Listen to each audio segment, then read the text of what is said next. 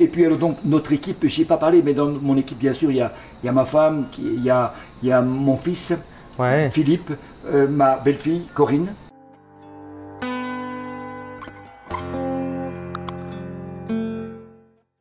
Notre premier ouvrier, Frédéric Voulot, qui lui a été reçu major de sa promotion. Vraiment, avec mon fils, ce sont deux artistes que l'on peut voir d'ailleurs les pièces qui sont sorties sur Facebook. Il y a une pièce qui est absolument extraordinaire. À Épinal, au musée, il y a une sculpture qui a été faite par deux grands sculpteurs en 1983. Et cette sculpture fait 7 mètres de long sur 5 mètres de haut en bronze. C'est l'œil de Mimas. Alors qu'est-ce que l'œil de Mimas? C'est la mythologie grecque. C'est le combat des dieux contre les géants. Et il y a un dieu qui a tué Mimas. Alors on voit l'œil de Mimas, donc ce fameux œil en bronze de 7 mètres sur 5, dans la Méditerranée. Donc il y a au musée contemporain d'Épinal, il y a de l'eau. Et puis c'est posé, il y a une lance dans la terre ferme et une lance dans la Méditerranée. Nous avons reproduit, Philippe et Frédéric, ouais. Voilà, j'ai un peu participé aussi. On a sculpté cette pièce dans un bloc de 50 kilos. On a ressorti cet œil de Mimas. Et une petite anecdote qui m'a fait sourire, c'est qu'une dame a dit au personnel du musée, mais cette pièce-là, c'est la grosse pièce qui s'est transformée. Pour elle, elle avait pris en chasseuse.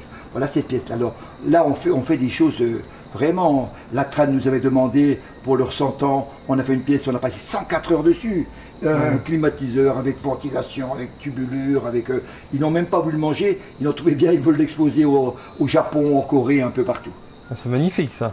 Voilà, donc voilà, on le vit, voilà, comment... Donc ça c'est des choses que vous faites régulièrement, tout ce qui est pièces artistiques? Voilà, dès qu'on nous commande une commande, par exemple, on travaille beaucoup les émaux, un peu comme les émaux de Lowy. Ouais. Par exemple, on peut avec une photo reproduire pareil, on passe à la main au coronet, on fait tous les contours, puis après on met les couleurs comme pour les émaux de Lowy, et après on peut passer la main, tout est incrusté dans le tableau.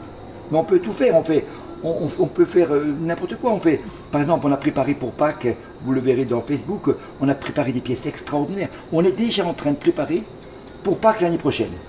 Ok. Oui, donc on est toujours à rechercher. À peu près un an à l'avance, préparé. Un an à l'avance, voilà. Alors, donc là, tu me dis Facebook, on peut retrouver... Voilà, sur Facebook, Chocolatier La Miel, on arrive à trouver... Ok, d'accord, assez facilement. Et sinon, moi, je vous mettrai le lien en dessous de la vidéo, pour que vous puissiez cliquer dessus et aller voir. Voilà, là, c'est quelque chose de fabuleux. Moi, je pense que les personnes qui viennent visiter, nous faisons des portes ouvertes, nous avons beaucoup de monde, sont un peu étonnés de ce que l'on peut faire. Même les marrons glacés, je vais surprendre. Les marrons glacés, je veux moi un marron qui soit ferme, mais qui ne soit pas pâteux, farineux, comme on trouve bien souvent. Je vais à Marseille, à la maison Facor, maison Jean-Louis Corsiglia, et là, j'ai fait une fabrication. Il m'a demandé l'autorisation de copier ma recette, mais je ne touche pas de royalty, et d'appeler fabrication La Miel. N'importe quel chocolatier en France, s'il veut un marron ferme, s'il veut pas un marron pâteux, farineux, demande à la maison Facor, la maison Corsiglia à Marseille, je voudrais des marrons fabrication La Miel. Et je reprécise bien, je ne touche aucune royalty.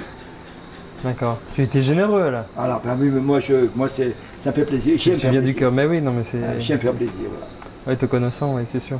En tout cas, est-ce que tu aurais un dernier mot à dire sur ta chocolaterie à nos internautes?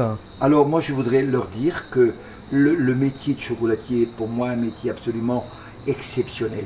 Et si des personnes sont vraiment intéressées par ce métier, de le faire à tout âge, pas dire 16 ans, 20 ans, même à 25, 30, 40 ans, et de s'installer. Et quand vous êtes un bon chocolatier, croyez-moi, vous pouvez vous installer, vous choisissez une ville où il n'y a pas un chocolatier très connu, et là vous êtes assuré de réussir.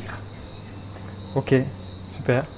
Bon, en tout cas, nous on retrouvera René directement dans sa boutique, parce que ça m'intéresse d'aller voir tout ce qu'il fait, comment il le fait, etc.